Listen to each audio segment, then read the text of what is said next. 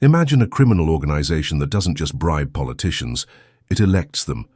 We're talking about an empire that controls more Mexican territory than the federal government itself, generates over $62 billion annually, and has successfully placed its operatives in mayoral offices, governorships, police departments, military units, and according to declassified DEA reports from 2023, potentially the presidential palace itself. The Sinaloa Cartel and its successor networks didn't just become drug traffickers, they became the invisible hand steering the world's 15th largest economy, but what nobody knows is how they did it. The public sees violence, over 400,000 murders since 2006. Politicians see corruption, over 70% of Mexican municipalities admitting cartel influence in a 2024 anonymous survey. Economists see a parallel economy so massive, it accounts for an estimated 3% of Mexico's GDP.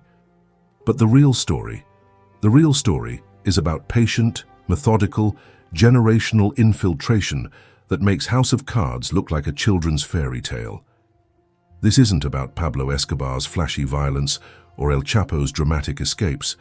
This is about Miguel Ángel Félix Gallardo sitting in prison right now, still directing operations through lawyers, family members, and corrupted officials. This is about Ismael El Mayo Zambada, who evaded capture for over 5 decades not through luck, but through a protection network that extended into the highest levels of government. This is about the moment when Mexican cartels realized something revolutionary. Why fight the government when you can become the government? The transformation took 40 years. The investment ran into billions. The casualties include journalists, judges, presidential candidates, and entire police forces. But the result is unprecedented in modern history. A criminal syndicate that evolved into a political superpower, operating with impunity while wearing the mask of democracy. This is the story of Mexico's hidden empire. And trust me, it's far more terrifying than you imagine. Today, Mexico presents 2 faces to the world. There's the official Mexico, a vibrant democracy of 128 million people. A crucial American trading partner moving $798 billion in goods annually. A nation of stunning beaches, ancient pyramids, and a growing tech sector attracting Silicon Valley investors. Then there's the other Mexico, the one where 9 journalists were murdered in 2023 for reporting truth, where mayoral candidates campaign with cartel approval or don't campaign at all, where entire states operate under what locals call narco governance. What most people don't know is that these aren't 2 separate countries. They're the same Mexico, and the line between legitimate government and criminal enterprise dissolved decades ago. Let me take you back to where this transformation began, not in the violence of the 2000s that grabbed headlines, but in the quiet backrooms of 1980s Guadalajara, where a former federal police officer named Miguel Ángel Félix Gallardo had a revelation that would reshape an entire nation. Gallardo wasn't the biggest drug trafficker of his era. He wasn't the most violent, but he understood something his competitors missed entirely. In Mexico's corrupt political system, you didn't need to fight the government. You needed to invest in it. Behind the success that followed, the billions in revenue, the untouchable protection, the transformation of regional drug smugglers into a transnational political force, was a simple premise borrowed from legitimate business: vertical integration. The cartels would control production in source countries, transportation through Mexico, distribution networks in the United States, money laundering through the financial system, and crucially, the political apparatus that was supposed to stop them. This wasn't just about bribing a few cops. This was about systematic infiltration, recruiting poor rural teenagers who'd later become military officers, funding political campaigns for candidates who'd become governors, establishing social welfare programs that made cartel leaders more popular than elected officials, creating an alternative economy so essential to impoverished regions that destroying the cartels would destroy entire communities. The scope is staggering. According to a 2022 study by the International Crisis Group, organized crime groups operate with impunity in 40% of Mexican municipalities. The Mexican government's own 2023 security report admitted that cartels maintain armed presence in 48% of the country. But presence doesn't capture the reality. We're talking about parallel governments, organizations that build roads the state won't build, provide loans the banks won't offer, settle disputes the corrupted courts can't handle, and execute justice the police don't deliver.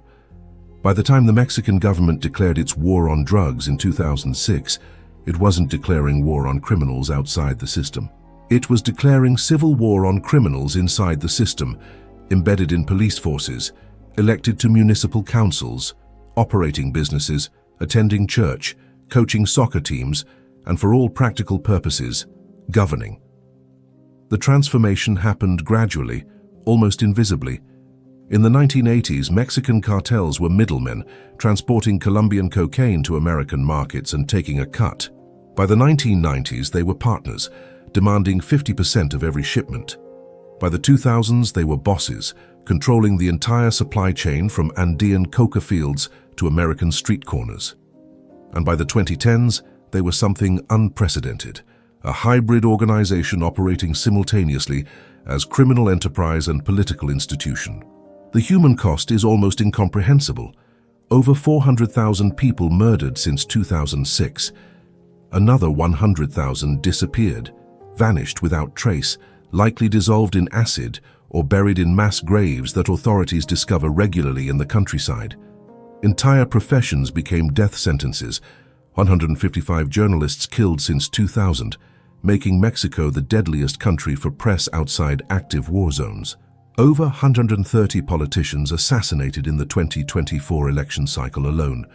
Candidates for mayor, state legislature, federal Congress, murdered for refusing cartel backing or for accepting backing from the wrong cartel. But here's what's truly disturbing. The violence isn't chaos. It's enforcement, it's governance, it's the cartel political system operating exactly as designed, eliminating opposition, enforcing territorial agreements, punishing defection and demonstrating power. When a mayoral candidate is assassinated, it's not random violence. It's a political message delivered with bullets instead of ballots. The question isn't whether cartels control parts of Mexico. That's established fact, admitted by everyone from the US State Department to the Mexican president himself. The question is whether Mexico can ever get that control back, or whether the merger between criminal enterprise and political power has become so complete, so sophisticated, so deeply embedded that separation is functionally impossible. Because when you peel back the layers, when you follow the money, trace the relationships, map the networks, and connect the dots, you don't find criminals infiltrating government. You find a system where the distinction between criminal and government is increasingly meaningless, where the same individuals operate in both worlds simultaneously, where the cartel is the state in ways both subtle and absolute. But to understand how we arrived at this unprecedented situation, we need to go back to the beginning. Back to the moment when Mexican drug traffickers were small-time operators. Back before they controlled politicians, influenced presidents, and built an empire that rivals sovereign nations in wealth, power, and reach. Chapter 1. Humble Roots, 1980. Sinaloa, Mexico. The place where empires are born from dirt roads and poverty. If you drove through Sinaloa in 1980, you'd see what you'd expect. Impoverished farming communities carved into mountain valleys, families growing corn and beans on plots barely large enough to sustain them, children without shoes walking miles to schools without books. The state was beautiful.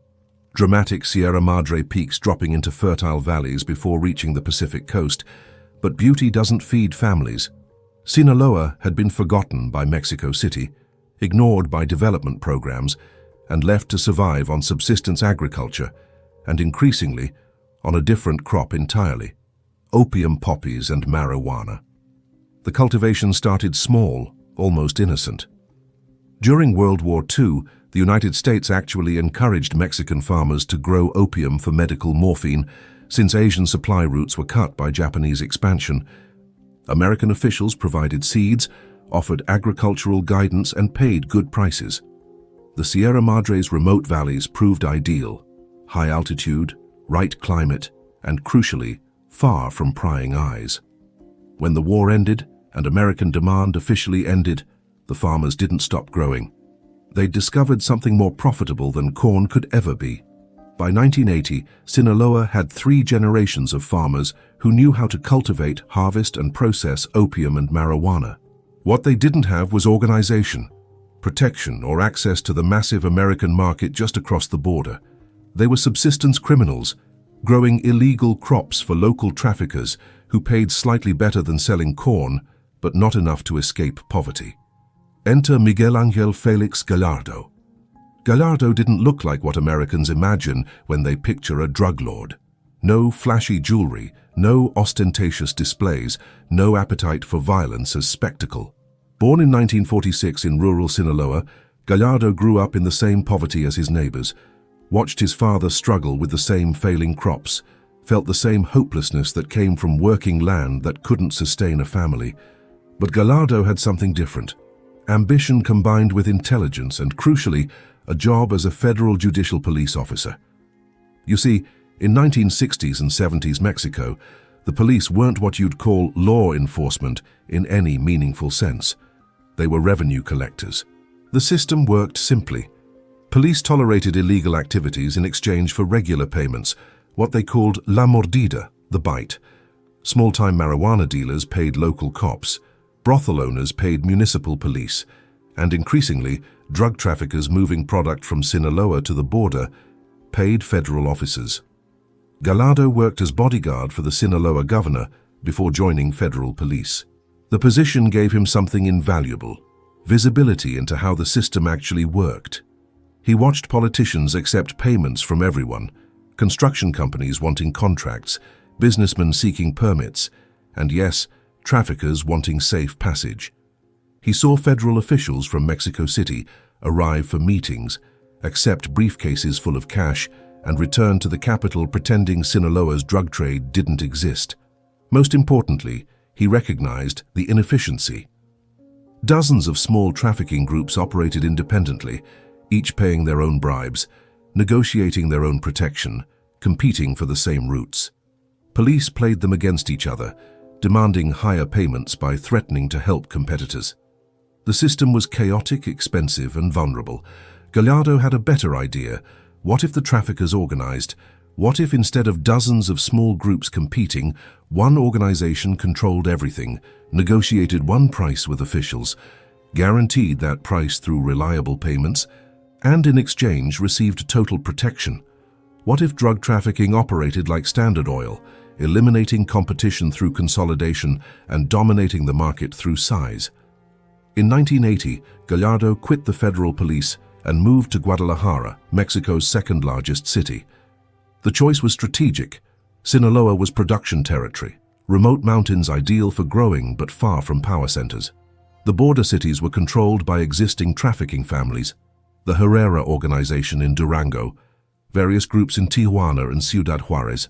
But Guadalajara sat in the perfect middle ground, large enough for sophisticated operations, central enough for coordinating movements to multiple border crossings, and crucially, home to wealthy businessmen and powerful politicians who could be recruited into a new kind of organization. Gallardo spent his police savings, plus money borrowed from established traffickers, on something unusual: legitimacy. He didn't buy drugs or guns. He bought a restaurant, then a nightclub, then a hotel. He joined business associations, attended charity galas, donated to political campaigns. Within 2 years, Miguel Ángel Félix Gallardo had transformed from ex-cop to respectable businessman, hosting parties attended by governors, federal officials, and Guadalajara's elite. But behind the legitimate facade, Gallardo was building something unprecedented. He approached the fractured Sinaloa trafficking groups one by one with a proposition: join a federation. Pool resources, coordinate shipments, present a united front to officials, and share the profits according to contribution. Instead of 10 small groups, each paying bribes to local police, state police, federal police, and military, the Federation would pay one massive bribe that guaranteed protection for everyone. The pitch worked because it made mathematical sense. A trafficker who previously paid $50,000 in combined bribes while moving 100 kilograms of marijuana would now pay $30,000 for protection while moving 300 kilograms. Volume increased, cost per kilo decreased, profit margins exploded. Think about it. Gallardo wasn't inventing a new business. He was bringing corporate efficiency to an existing market. By 1982, the Guadalajara Cartel, as American DEA agents would eventually name it, had consolidated most of Sinaloa's marijuana and opium production under unified management. Gallardo established rules: no internal competition, no unauthorized violence, no drug sales within Mexico. The organization existed to supply American demand, period. Profits would be shared according to a formula: 40% to the Federation's operational fund, 60% divided among contributing trafficking families based on volume supplied. That 40% funded something revolutionary. Gallardo didn't pocket it. He invested it in infrastructure and political protection. The cartel bought airplanes, small Cessnas capable of landing on rural dirt strips, transporting multi-ton shipments far faster than trucks. They purchased warehouses in Guadalajara for centralized storage. They established communication networks using encrypted radios and paid telephone operators for privacy. And most importantly, they bought politicians, not random bribes, systematic investment. When a promising local politician emerged, the cartel funded his campaign. When he won and moved to state office, they funded that campaign too. When he needed money for his children's American education, they provided it. When his brother needed a job, they gave him one. By the time that politician reached federal office or a governorship, he wasn't accepting cartel bribes. He was repaying cartel investment. The beauty of the system was its deniability. The politician had a legitimate business partner. Maybe he co-owned a restaurant with Gallardo. Maybe his campaign received donations from Gallardo's hotel business. On paper, everything looked legal. In practice, the politician understood exactly who his benefactor was and what was expected. Ignore certain shipments, warn of federal raids, provide intelligence about anti-drug operations, and when possible, use official position to facilitate cartel interests. By 1984, just 4 years after Gallardo arrived in Guadalajara, the cartel had achieved something extraordinary. They'd transformed Mexican drug trafficking from a fragmented small-time operation into a sophisticated enterprise, moving tons of marijuana and heroin monthly, generating hundreds of millions in annual revenue, and operating with near-total impunity. But Gallardo wasn't satisfied. Marijuana and heroin were profitable, sure. Mexican marijuana sold in the United States for about $500 to $1,000 per pound. Decent money, but limited by market size and competition from domestic American growers. Heroin was better. Pure product fetched $10,000 per kilo, but production was limited by how much opium Sinaloa's mountains could produce. Then in 1984, everything changed. Colombian cocaine traffickers, who'd previously used Caribbean routes to move product into Florida, found themselves under intense American pressure. The DEA and Coast Guard had intensified interdiction, making Caribbean trafficking increasingly risky and expensive. The Colombians needed a new route. They needed Mexico. What happened next would transform not just Gallardo's organization, but the entire landscape of drug trafficking, political corruption, and ultimately Mexican democracy itself. Because when Colombian cocaine started flowing through Mexican territory, the money didn't just increase, it exploded into sums that could buy anything, including governments. But that comes in Chapter 2. For now, understand this: the foundation was laid, the system was built, the relationships were established. Miguel Ángel Félix Gallardo had created the blueprint for what would become the most powerful criminal-political hybrid in Western Hemisphere history. He just needed the product that would give him the wealth to execute his vision completely. Chapter 2. The Deal 1984. Guadalajara. The meeting that changed everything. Cocaine wasn't new to Mexico. Small amounts had flowed through the country for years, mostly wealthy Mexicans consuming imported powder at elite parties. But production happened in Colombia, Peru, and Bolivia. Processing happened in Colombian jungle labs, and trafficking happened through Caribbean routes controlled by Colombian cartels, primarily Pablo Escobar's Medellin organization and the rival Cali cartel. Mexican traffickers were bit players in the cocaine trade. occasionally hired to move small loads across the US-Mexico border, but never as partners, always as low-level contractors. The real money, the staggering, nation-shaking money, stayed in Colombian hands, until the Americans changed the game. In the early 1980s, the Reagan administration launched an aggressive anti-drug campaign focused on Florida and the Caribbean. They established the South Florida Task Force in 1982, deploying military surveillance aircraft, increasing Coast Guard patrols, and pressuring Caribbean nations to stop tolerating trafficking. The result? Cocaine seizures in the Caribbean increased by 300% between 1982 and 1984. For Colombian traffickers, the math became brutal. More product seized, more boats lost, more smugglers arrested, profit margins collapsing.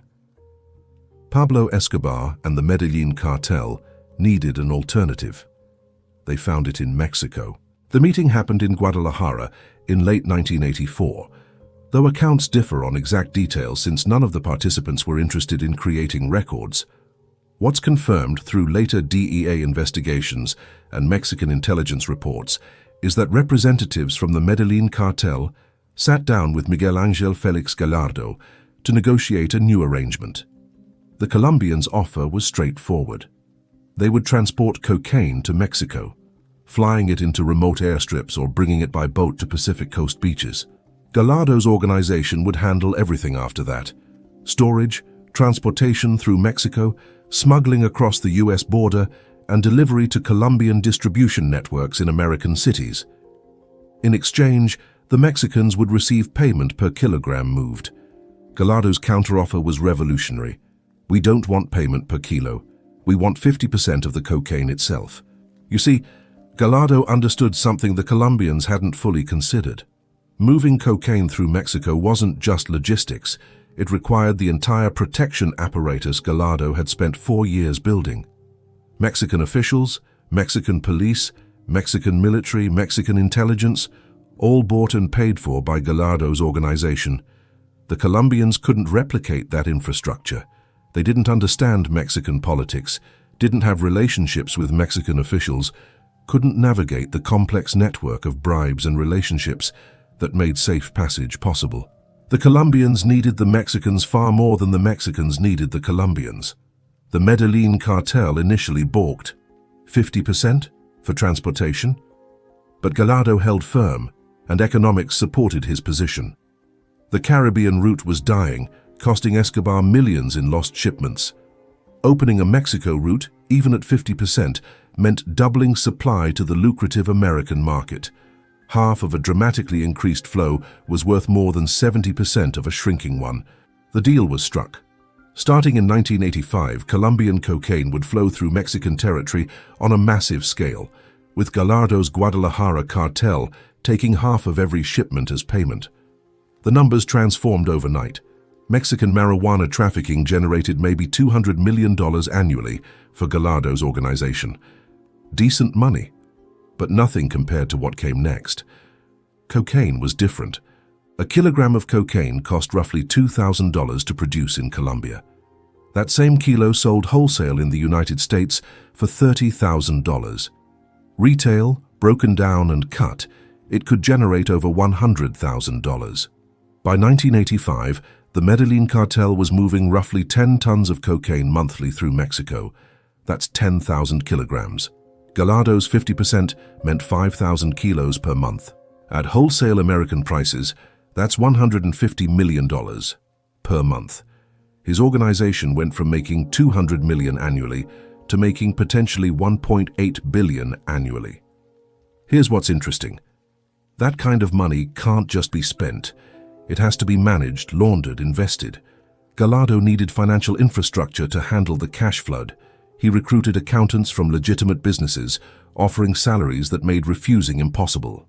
He established front companies, construction firms, import-export businesses, hotels, restaurants, all generating fake invoices that justified cash deposits. He purchased legitimate businesses, farms, factories, retail chains that provided legal income to explain wealth. And he invested in politics like never before. The truth is, at the $200 million annual revenue level, Gallardo could bribe officials effectively, At the nearly $2 billion level, he could own them. The scale changed everything. A municipal police chief might resist a $10,000 monthly bribe.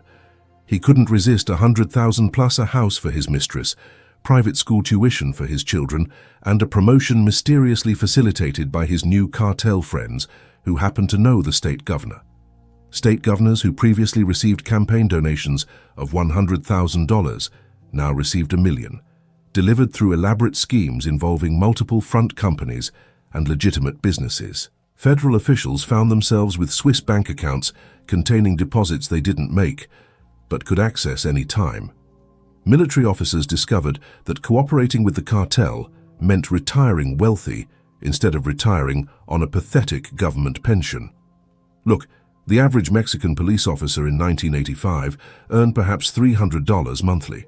The average soldier earned less. Federal officials earned more, but not much more. Gallardo's organization could offer a low-level police officer $1,000 for a single phone call warning of a raid. They could pay a military checkpoint operator $500 per truckload waved through. They could give a federal police commander $10,000 monthly for providing intelligence. This wasn't bribery. This was systematic transformation of law enforcement into cartel employees who technically still worked for the government. The Mexican political system made this corruption almost inevitable. Mexico was functionally a one-party state. The Institutional Revolutionary Party, the PRI, had controlled the presidency and dominated Congress since 1929. The PRI maintained power through patronage. Party loyalty was rewarded with government positions, government contracts, and turning a blind eye to corruption. Elections were theater, outcomes predetermined. In this system, ambition meant accumulating wealth through office. Nobody entered politics to serve the public. That was naive idealism Americans pretended to believe. You entered politics to get rich. The question wasn't whether you'd accept bribes, but from whom and for how much. Gallardo offered more than any legitimate business could match, and he offered it systematically. When the PRI needed campaign funding, cartel money arrived through appropriate channels. When officials needed personal enrichment, cartel opportunities appeared. And in exchange, the entire Mexican state apparatus looked the other way, while cocaine flooded north. By 1986, American DEA agents in Mexico were reporting something alarming. They couldn't trust their Mexican counterparts. Operations were compromised before they began. Raids targeted empty warehouses. Traffickers had been warned. Arrests produced low-level dealers while bosses escaped. Intelligence shared with Mexican federal police somehow ended up in trafficker hands. The Americans didn't fully understand what they were seeing. They thought Mexican corruption was the problem, a few bad apples accepting bribes. What they missed was the systematic nature. The corruption wasn't in the system. The corruption was the system. Gallardo hadn't bribed Mexican law enforcement. He'd become their primary employer, with the Mexican government providing cover and legitimacy. But in 1985, Gallardo made a crucial error in judgment, one that would eventually destroy his organization and paradoxically create something far more powerful and dangerous in its place. An American DEA agent named Enrique "Kiki" Camarena was getting too close. Working out of the Guadalajara DEA office, Camarena had spent 2 years developing sources, tracking shipments, and mapping cartel operations. He'd identified several major marijuana plantations in rural areas and was gathering evidence linking them to Gallardo and his partners Rafael Caro Quintero and Ernesto Fonseca Carrillo. In November 1984, acting on Camarena's intelligence, Mexican military forces raided a massive marijuana plantation in the remote Chihuahua desert, Rancho Buffalo. The property contained over 10,000 tons of growing marijuana, worth an estimated $8 billion. It was the largest drug bust in history. Gallardo was furious. The raid represented a massive financial loss, but worse, it showed vulnerability. If American intelligence could find Rancho Buffalo, what else could they find? The cartel leadership, Gallardo, Caro Quintero, and Fonseca, decided Camarena needed to be stopped. Not arrested or discredited, stopped permanently. On February 7, 1985, Kiki Camarena was kidnapped in broad daylight outside the American consulate in Guadalajara by men driving cars registered to the Jalisco state government and carrying credentials identifying them as state police. He was taken to a cartel property, interrogated brutally for over 30 hours, tortured for information about DEA operations, sources, and future plans, then murdered. His body, along with that of his pilot Alfredo Zavala, was dumped in rural Michoacán. The murder was meant to send a message. Even American federal agents weren't untouchable in Mexico. The cartel controlled enough of the Mexican state that they could kidnap and murder a DEA agent with help from state police on property linked to powerful politicians and expect to get away with it. They miscalculated catastrophically. American rage was immediate and overwhelming. The DEA demanded justice, the State Department pressured the Mexican government, and suddenly protection that had seemed absolute evaporated. Mexican officials who'd happily accepted cartel money suddenly needed to demonstrate that they weren't completely captured. Federal police who'd ignored trafficking for years suddenly had to make arrests or face American accusations of complicity. Over the next 3 years, Gallardo watched his carefully constructed organization dismantled. Caro Quintero was arrested in Costa Rica in 1985. Fonseca was captured in Mexico in 1985. Gallardo himself was arrested in April 1989, not because Mexican authorities particularly wanted to arrest him, but because American pressure made protecting him politically impossible. But here's the thing, arresting Gallardo didn't destroy the Guadalajara cartel. It transformed it into something far more dangerous, because in prison, Gallardo made one final decision that would shape Mexico's future for decades. Rather than fight over succession, which would mean violence, instability and law enforcement opportunities, he divided the organization's territories among his lieutenants, creating a federation of independent trafficking organizations, each controlling specific routes and regions. He gave Tijuana to the Arellano Félix brothers, Ciudad Juárez to Amado Carrillo Fuentes, Sinaloa to Joaquín El Chapo, Guzmán and Ismael El Mayo Zambada, Gulf Coast routes to Juan García Abrego, Sonora to Miguel Caro Quintero. Each organization inherited pieces of Gallardo's political protection network, his contacts, his methods. But they also inherited his fundamental insight. Controlling territory meant controlling politics, and controlling politics required systematic investment in corruption. The deal that brought Colombian cocaine through Mexico had already changed everything, generating wealth that made comprehensive political corruption possible. Now the fragmentation created something even more insidious, multiple organizations competing to control politicians, outbidding each other for official protection, and transforming areas of Mexican governance into contested territory, where cartels didn't just bribe officials, they determined which officials held office. What came next was the true political capture, when cartels evolved from criminal organizations, paying bribes into parallel governments exercising actual sovereignty over territory and population. But that's Chapter 3. Chapter 3, Political Purchase. 1990s, Mexico City. Democracy arrives, and the cartels buy it. The arrest of Miguel Ángel Félix Gallardo in 1989 should have been a victory. The architect of Mexico's modern drug trafficking empire was in prison, his organization fractured, his protection network exposed. American officials celebrated, Mexican politicians claimed success, and for a brief moment, it seemed like the Mexican government had regained control. They hadn't. What they'd actually done was far worse. They decentralized the corruption. One organization bribing officials across Mexico had become 5, 6, eventually 7 major cartels competing to purchase the same officials. The price of protection didn't decrease. It increased dramatically. And officials who might have hesitated to work with one dominant criminal organization found themselves in bidding wars, with cartels offering escalating payments for exclusive loyalty. But the real transformation came from something unexpected: democracy. For 60 years, Mexico had been a one-party state. The PRI controlled everything: presidency, Congress, governorships, the vast majority of mayoralties. The system was corrupt, authoritarian, and stable. Officials answered to party leadership, and party leadership maintained order by controlling corruption, ensuring everyone got rich but nobody got too powerful or too visible. Drug traffickers operated within limits established by the PRI, paying tribute and accepting constraints. Then in the 1990s, Mexican democracy finally became competitive.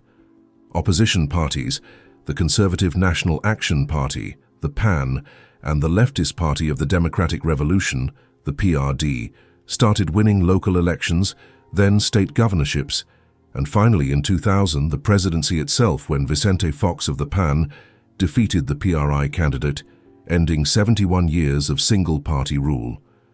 Americans and international observers celebrated this democratic opening. What they missed was how it changed the cartel political relationship. You see, in the old PRI system, cartels had to negotiate with established power brokers who controlled regions and official positions. A trafficker couldn't just buy a mayor. He had to work through party bosses who selected candidates, controlled nominations, and maintained discipline. The system was corrupt, yes, but it was organized corruption with rules and limits. Democracy destroyed those limits. Suddenly, political positions were genuinely contested. Candidates needed campaign funding, local organization, voter mobilization, and visibility to win. Official party support wasn't enough anymore. You had to actually campaign. And campaigns were expensive, especially in poor regions where parties had weak infrastructure and little funding. The cartels had unlimited funding. What's interesting is how sophisticated this became. Cartels didn't just bribe candidates, they recruited them. Local cartel representatives would identify promising individuals early: a popular teacher, a successful small businessman, a charismatic local activist, and offer to fund their political career. The pitch was simple: we'll pay for everything. Your campaign staff, your advertising, your transportation, your rallies.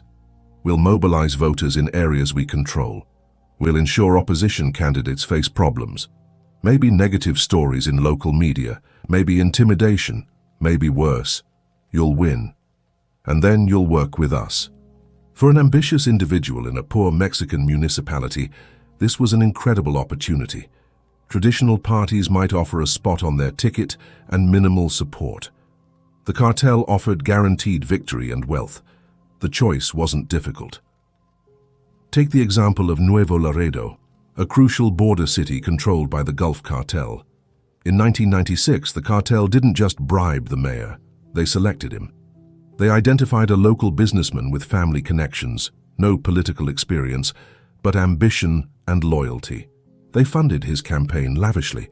When he won, the city's entire municipal government essentially became a cartel subsidiary. Police chiefs were appointed based on cartel approval. City contracts went to cartel-connected companies. Municipal police worked as cartel security, protecting shipments and enforcing territorial control. This wasn't hidden. Everyone in Nuevo Laredo understood the reality. But what could federal authorities do? The mayor was legitimately elected. The police were officially employed by the city. The contracts followed proper legal procedures. On paper, everything was democratic and legal. In practice, the Gulf Cartel governed Nuevo Laredo with the municipal government providing legal cover, and Nuevo Laredo wasn't unique. Across Mexico, cartels replicated this model in hundreds of municipalities. The scope became staggering. By the late 1990s, American intelligence agencies estimated that major cartels controlled local governments in at least 200 of Mexico's 2,400 municipalities. Mexican intelligence believed the number was higher, possibly 400 or more. But control varied. In some places, cartels had comprehensive authority, selecting officials, directing policy, exercising governance. In others, they merely had cooperative relationships, officials who accepted payments and provided specific services while maintaining some independence. Think about the implications. Mexico's government is highly decentralized.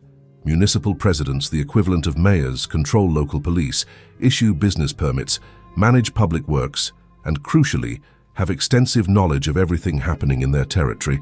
When cartels controlled those positions, they effectively controlled territory. They knew about federal operations before they happened. They could identify local residents cooperating with authorities. They could use government resources for criminal purposes while claiming legitimate governance. State governments were harder to capture completely, but cartels didn't need complete control. They needed key positions: the state police commander who could warn of raids, the attorney general who could delay prosecutions, the governor who could appoint cartel preferences to important positions. These individuals could be purchased with truly massive bribes. We're talking hundreds of thousands of dollars per month, Swiss bank accounts, luxury properties abroad, and careful laundering through legitimate businesses. Between 1990 and 2000, evidence suggests cartels systematically invested over $10 billion, probably more, in political corruption at all levels. That's not counting routine bribes to police and military. That's direct investment in political campaigns, politicians' businesses, and purchasing official decisions. The Sinaloa Cartel, emerging as the dominant organization under Joaquín El Chapo Guzmán and Ismael El Mayo Zambada's leadership, pioneered the most sophisticated approach. Rather than concentrating in one region, they established operations across Mexico, purchasing political protection in multiple states, multiple municipalities, creating a network that was nearly impossible to dismantle because it had redundancy. Look at how they operated in Culiacán, Sinaloa's capital and the cartel's home base. The organization didn't just control the criminal economy, they dominated the legitimate economy. Cartel-connected businesses employed thousands. Cartel money funded construction that gave jobs to thousands more. Cartel leaders operated openly, eating at restaurants, attending parties, living in known mansions. They provided social services the government didn't: school supplies, medical clinics, food assistance during hard times. A 2002 survey in Sinaloa found that 47% of residents viewed drug traffickers favorably, seeing them as benefactors who provided opportunity in an impoverished state. How do you prosecute criminals when half the population considers them heroes? How do you dismantle organizations that provide more social support than the government? The answer came in 2006, when newly elected President Felipe Calderón decided to confront the cartels directly, deploying the Mexican military and launching what he called the War on Drugs. His reasoning seemed sound. Civilian police were compromised, state institutions were captured, so he'd use the one institution he believed cartels hadn't fully corrupted: the military. He was wrong. The military wasn't immune. It was just more expensive to corrupt. Junior officers might resist bribes of a few $1,000s, but colonels earning modest military salaries couldn't resist bribes of $50,000 monthly plus promises of million-dollar payments upon retirement. Generals overseeing anti-drug operations found themselves with Swiss accounts and cartel guarantees of luxury retirements. The pattern repeated at every level. Calderón deployed military units to conflict zones. Within months, cartels identified which officers controlled operations and began recruitment. They didn't approach everyone. Too risky. They targeted specific individuals, researching their finances, their families, their vulnerabilities. Then they made offers calibrated precisely, enough money to change lives, combined with implicit threats if refused. A colonel with 3 children and a wife might receive a message: "We've established education funds for your children at American universities. All you need to do is provide advance warning of operations in the following areas." Or alternatively, your children could face problems, your choice. Most chose cooperation. The mathematics were brutal. Military salaries meant relative poverty compared to what cartels offered, and resistance meant endangering family. The occasional officer who refused and reported recruitment attempts found himself transferred away from cartel-controlled regions and replaced with someone more flexible. Here's what the Mexican government discovered. When criminal organizations generate billions in annual revenue and operate in society as parallel governments providing employment and services, traditional law enforcement becomes nearly impossible. You can't arrest your way out of the problem because the organization is embedded in the economy and society. You can't disrupt operations because the organization has redundancy and political protection. And you can't eliminate political corruption because the amounts involved overwhelm legitimate governance budgets. Between 2006 and 2012, Calderon's administration arrested or killed dozens of high-ranking cartel leaders. They celebrated each arrest as a victory, and each arrest did absolutely nothing to reduce trafficking, violence, or cartel power. Because the problem wasn't specific individuals, it was systemic integration of criminal enterprise into political and economic structures. When you arrested El Chapo Guzman in 1993, the Sinaloa Cartel continued operating, with El Mayo Zambada assuming more responsibility. When you arrested him again in 2014, the cartel adapted, functioned, and continued. When you killed the Arellano Félix brothers who led the Tijuana cartel, their organization restructured and carried on. What's truly disturbing is how this period, the 2006-2012 drug war, actually strengthened cartel political power rather than weakening it. The violence generated humanitarian crises in multiple states. Cartels positioned themselves as protectors, offering security to communities terrorized by rival organizations or heavy-handed military operations. They provided food, medical supplies, financial assistance, and in exchange, communities provided loyalty, information, and cover. When military units entered towns hunting cartel members, local residents often refused to cooperate, viewing soldiers as invaders and cartel members as community members, employers, and benefactors. The government had lost the hearts and minds competition before it began. By 2010, Mexico faced a situation unprecedented in modern Latin American history outside Colombia's worst years. Criminal organizations that functioned as alternative governments across substantial territory that had successfully purchased so much political influence that distinguishing between state and cartel became genuinely difficult, and that commanded sufficient loyalty from populations that military operations faced civilian resistance. The Mexican state hadn't just lost control, it had ceded legitimacy, and the cartels weren't satisfied with controlling territory in Mexico. They had global ambitions, sophisticated logistics, and billions in capital to invest in expansion. What came next was the emergence of truly transnational criminal governance, organizations that operated across borders, purchased political protection in multiple countries, and built supply chains rivaling legitimate multinational corporations. Chapter 4, Shadow Government 2000s-2010s, Global Operations, when cartels became multinational enterprises. There's a moment in institutional evolution when an organization stops being merely powerful and becomes indispensable. For Mexican cartels, that moment came when they realized something extraordinary. They didn't need to hide anymore. They'd become so embedded in the economy, so essential to regions' prosperity, so sophisticated in their political relationships that operating semi-openly was not just possible, it was advantageous. Welcome to the era of shadow government. By 2000, the Sinaloa Cartel alone operated in over 50 countries. Not just drug trafficking, but legitimate businesses, money laundering operations, political relationships, and comprehensive logistics networks that moved products, legal and illegal, more efficiently than many government systems. They had partnerships with Italian mafia organizations for European distribution, with Chinese triads for precursor chemical supplies, with West African networks for cocaine transshipment to Europe, with Australian gangs for drug distribution in the Pacific. The scope was staggering. A kilo of cocaine might be produced in Peru using precursor chemicals imported from China, processed in a Colombian jungle lab, transported to Mexico's Pacific coast by semi-submersible vessel, moved overland through Mexico in trucks owned by legitimate companies, smuggled into the United States, through official border crossings by drivers with commercial licenses, distributed to regional hubs by logistics networks rivaling Amazon's efficiency, and sold through retail networks in every American city of significant size.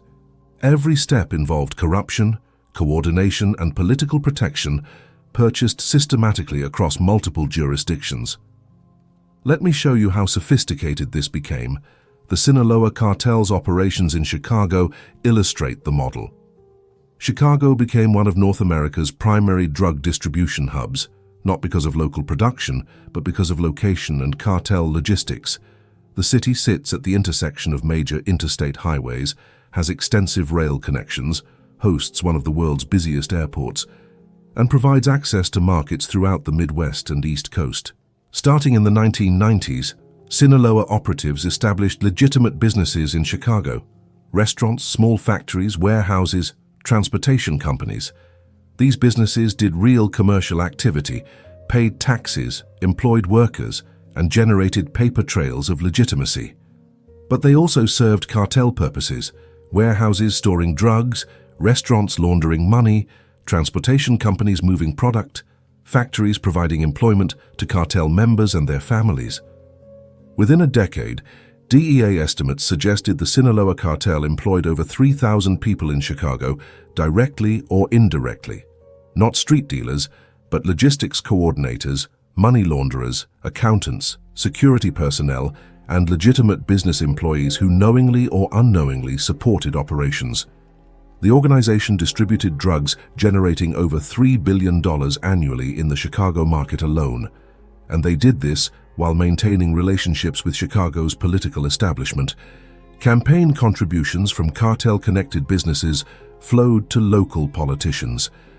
Community organizations received donations. Youth programs got funding. The cartel wasn't buying specific political favors in Chicago. American politics are too visible for blatant corruption. They were buying community tolerance and political goodwill. When Chicago police arrested drug dealers, they caught low-level distributors while wholesale operations continued untouched.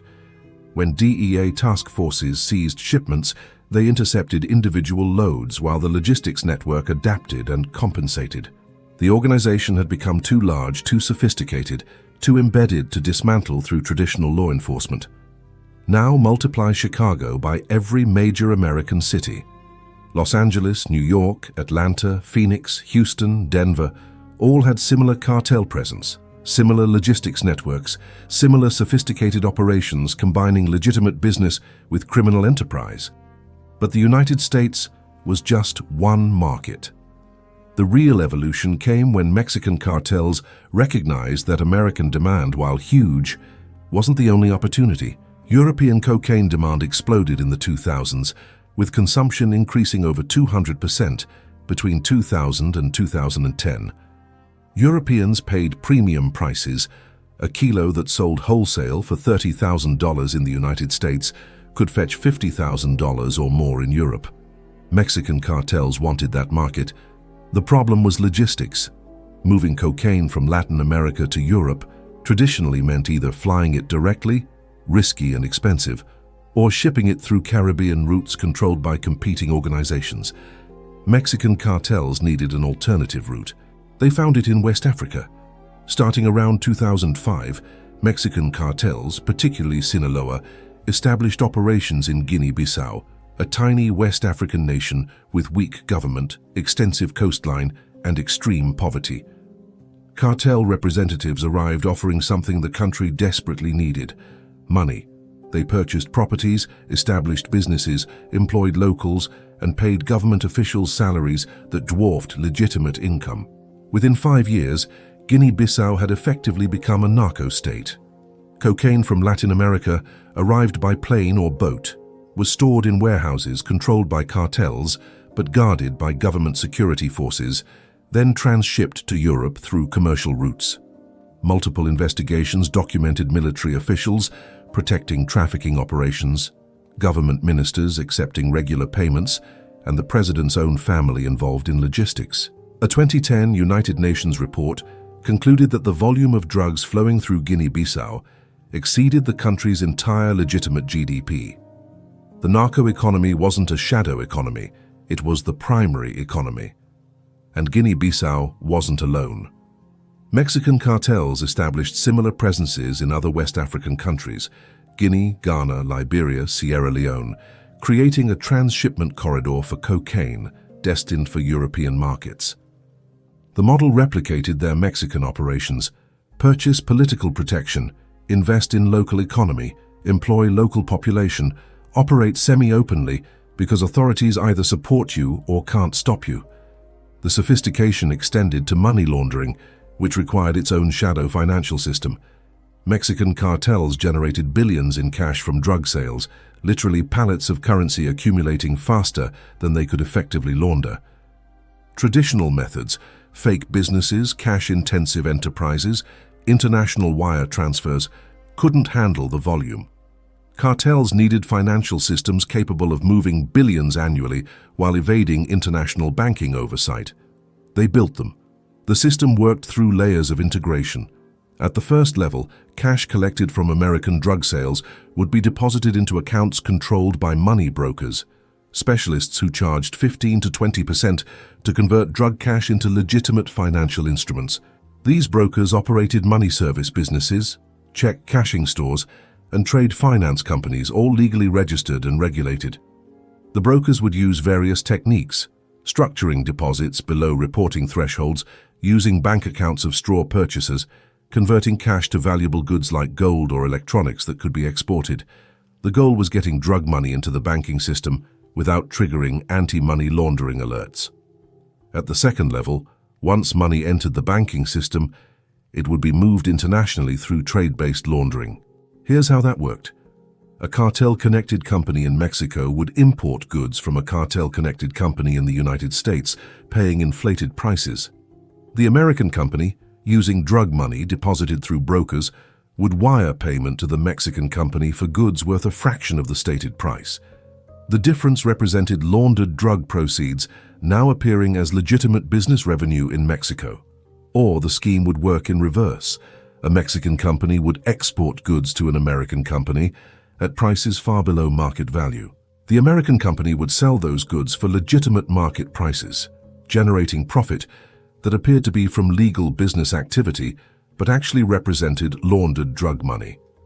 Trade-based laundering was nearly impossible to detect because it involved actual goods moving through actual companies, with all appropriate paperwork, customs declarations, and banking records. Unless investigators knew to compare stated prices to market values and could prove the discrepancy was money laundering rather than legitimate business variation, the transactions appeared legal. At the third level, laundered money in Mexico would be invested in legitimate enterprises, real estate, manufacturing, retail, hospitality. These investments generated legal returns, employed thousands, contributed to the economy, and further obscured the criminal origins of capital. Consider the scale. A 2015 investigation by Mexico's Attorney General estimated that cartels laundered between $20 and $30 billion annually through Mexican financial systems and legitimate businesses. That's not criminal revenue. That's just the amount successfully laundered. The true revenue was likely double that amount. Think about what $25 billion buys in political influence. A Mexican congressional campaign might cost $1 to $2 million. A governorship campaign perhaps $10 million. With those resources, cartels could fund dozens of campaigns simultaneously, essentially purchasing legislative influence wholesale. Evidence suggests they did exactly that. Multiple investigations have documented cartel funding flowing to campaigns across political parties. In the 2000 presidential election, both the PRI and PAN candidates allegedly received cartel contributions through laundered channels. In 2006, cartel money reportedly funded congressional campaigns in at least 12 states. By 2012, a Mexican intelligence estimate suggested that 30 to 40% of Congress had received cartel funding at some point in their political careers. This doesn't mean every politician was consciously working for cartels. Many received contributions through laundered sources that appeared legitimate, a businessman's donation, a corporate contribution, and genuinely didn't know the criminal origin. Others knew or suspected but convinced themselves that accepting the money didn't obligate them to cartel service. They were wrong. Cartels kept meticulous records of political contributions. Years after a campaign, a politician who'd received cartel funding might receive a request. Vote certain way on a bill, use your influence for an appointment, provide information about government operations, and if the politician refused, information about their campaign funding would leak, their career would end, possibly their freedom if prosecutions followed. This created a political trap. Once you accepted cartel money, knowingly or not, you were compromised. The smart play was continued cooperation, accepting that you now operated in grey space between legitimate politics and criminal enterprise. By 2010, Mexican governance had fractured into parallel authorities. Official government, federal, state, municipal, maintained legitimacy through democratic processes and constitutional authority. Shadow government, cartel networks, political relationships, economic integration, exercised actual power through money, violence, and social legitimacy in controlled territories. In many regions, residents understood the reality. If you needed police, you didn't call official police. They were useless, corrupted, or dangerous. You contacted cartel representatives who provided security.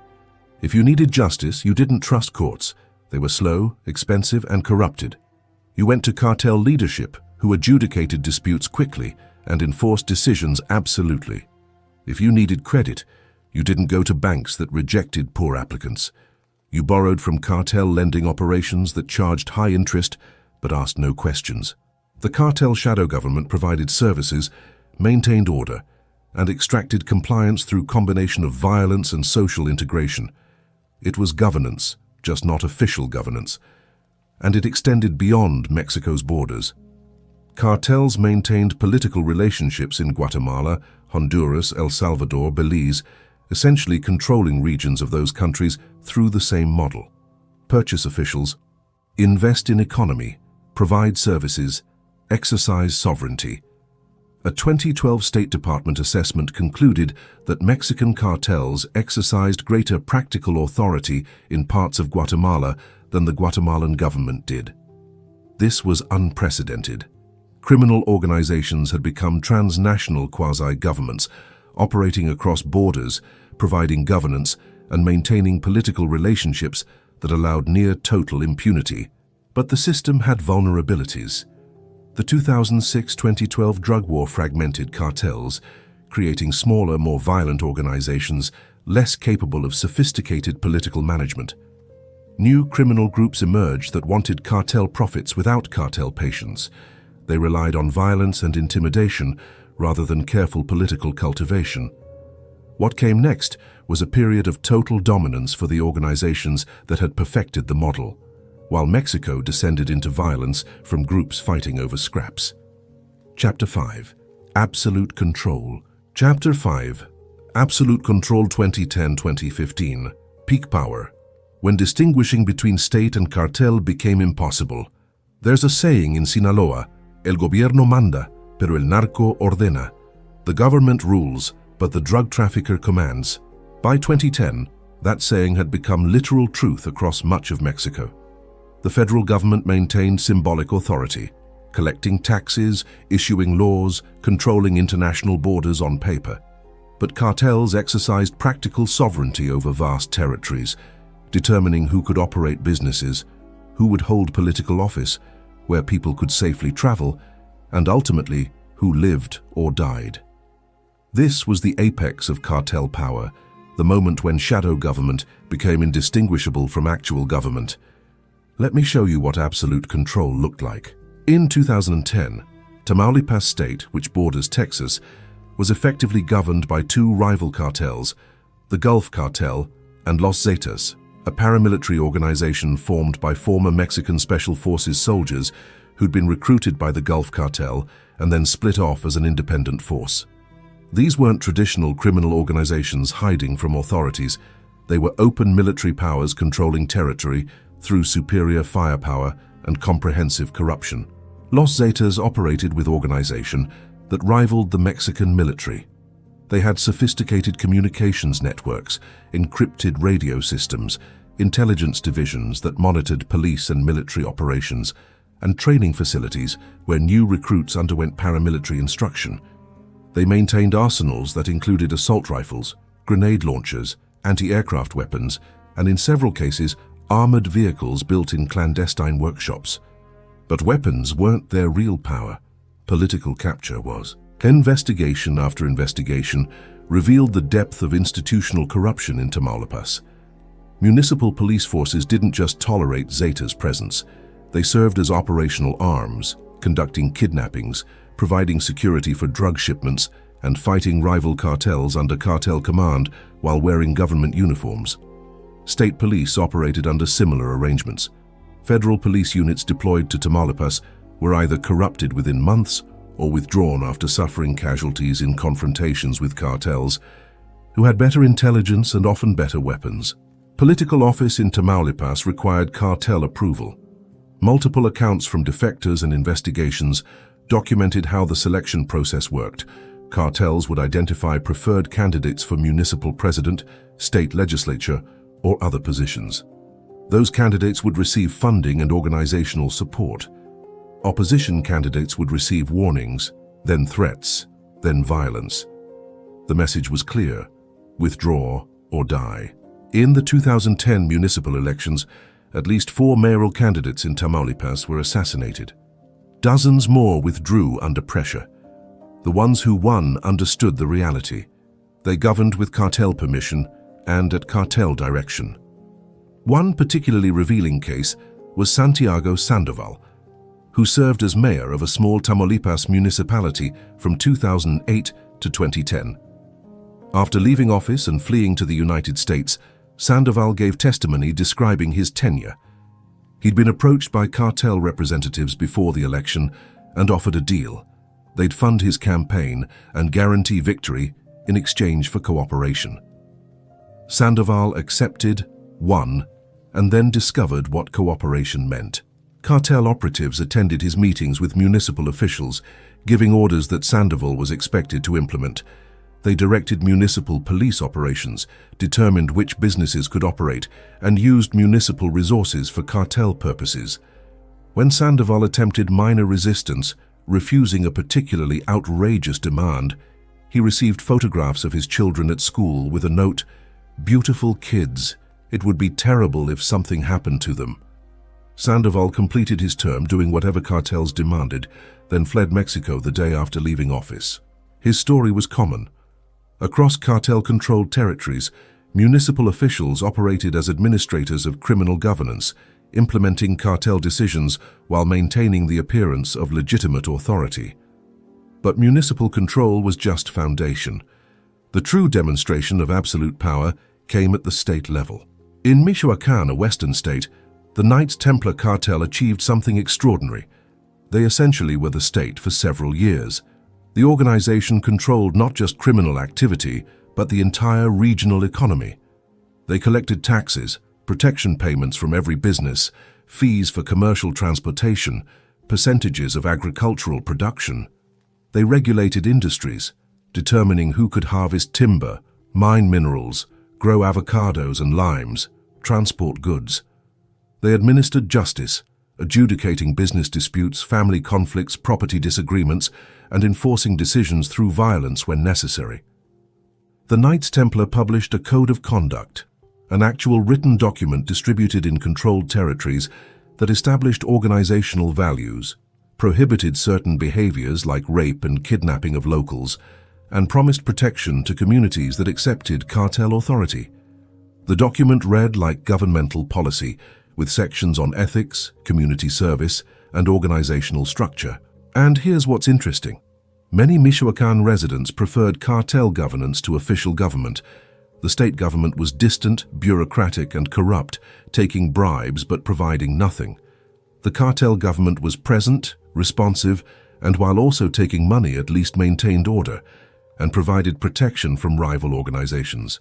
Their 2013 survey in rural Michoacán found that 61% of residents trusted cartel authority more than government authority for resolving disputes and maintaining security. When autodefensa groups, armed civilian militias, eventually formed to fight the Knights Templar, they weren't fighting to restore government control. They were fighting to replace one non-governmental authority with another they preferred. The Mexican government's response to cartel territorial control revealed just how completely they'd lost practical sovereignty. Federal authorities would deploy military units to contested regions, establish presence, conduct operations, then eventually withdraw. And within days or weeks of withdrawal, cartels would reassert control as if the government had never been there. Because the government couldn't hold territory. They could contest it temporarily, but they couldn't govern it. They didn't have local relationships, community trust, economic integration, or political loyalty. When soldiers left, everything reverted to cartel authority, because that's what residents knew, what businesses depended on, what local officials answered to. The financial dimension of absolute control is staggering when you examine it closely.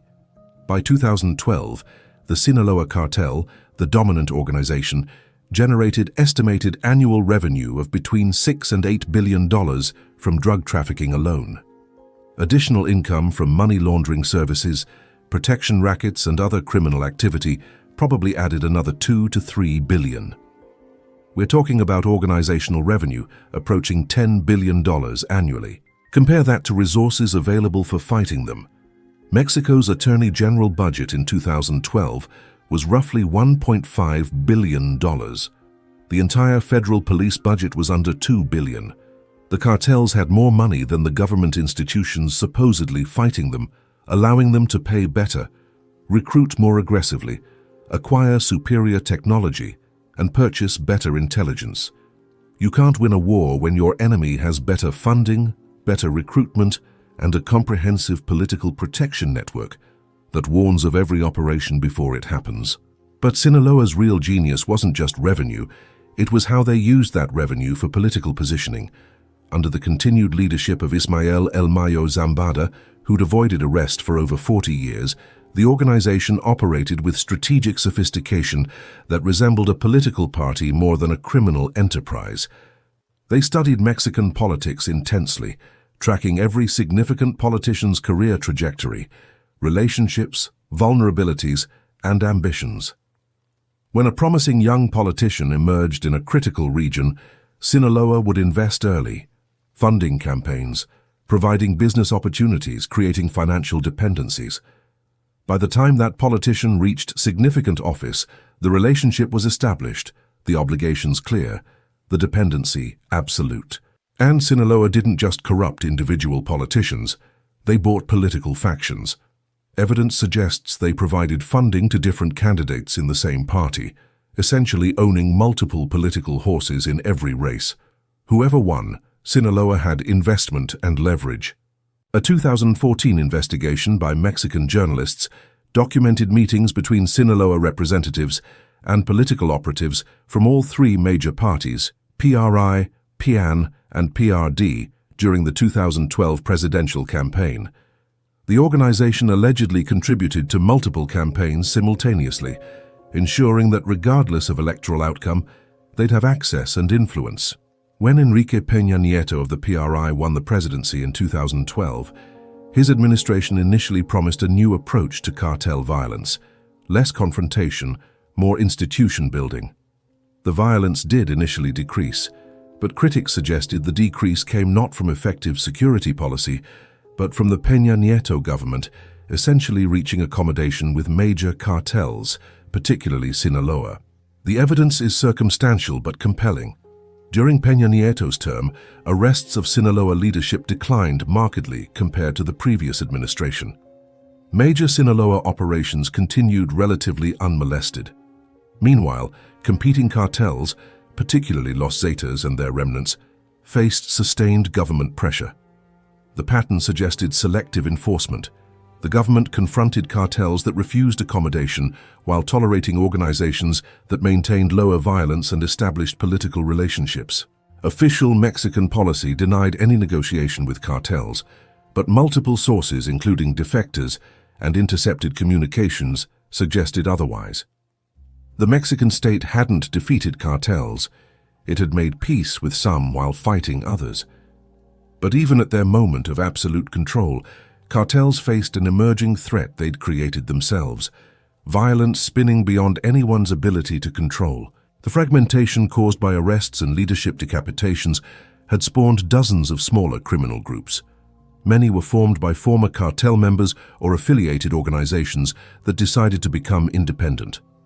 Unlike established cartels that had learned sophisticated political management, these new groups relied primarily on violence and intimidation. They couldn't purchase the comprehensive political protection that Sinaloa or Gulf Cartel had built over decades, so they compensated with brutality. The result was spiraling violence that hurt everyone, including established cartels. When small groups committed massacres, dumped bodies publicly, or engaged in spectacular violence, it attracted attention and pressure that affected all criminal organizations. Established cartels found their political relationships strained by violence they didn't order and couldn't prevent. Worse, American pressure was intensifying. The Obama administration had reluctantly continued supporting Mexican security forces with funding and intelligence sharing, but frustration was growing. By 2014, multiple U.S. legislators were proposing designating Mexican cartels as terrorist organizations, which would trigger sanctions and create enormous political pressure on Mexico. And then in 2014, everything changed. Not because government policy shifted, but because of a single event that revealed the complete fusion of criminal and state power in a way impossible to deny. On September 26, 2014, 43 students from a rural teachers' college in Guerrero State were disappeared, kidnapped by municipal police working in coordination with a local cartel, and handed over to cartel gunmen who murdered them.